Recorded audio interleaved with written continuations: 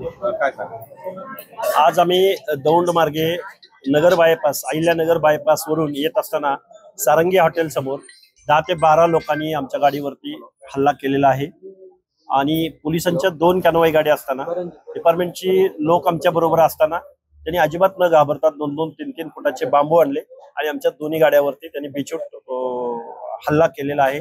एक 10 सेकंद जरी आम्ही कमी जास्त झालो असतो तर ते आमच्या डोक्यात पडले असते, एवढं मी तुम्हाला निश्चित सांगतो।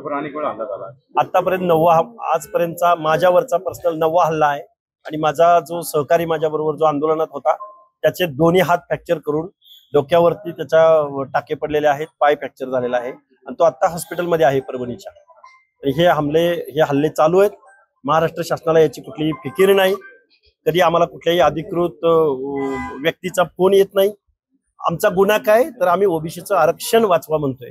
आमचा गुन्हा काय तर गावगाड्यातल्या छोट्या छोट्या घटकांचं काय होणार पुढं हे आम्ही संविधानिक मागणी करतोय आणि त्याची शिक्षा आम्हाला काय मिळते तर आमच्यावर दर तासागणिक आम्ही घरातून बाहेर निघालो कुठं हल्ला होईल आणि कुठं काय होईल हे सांगता येत नाही।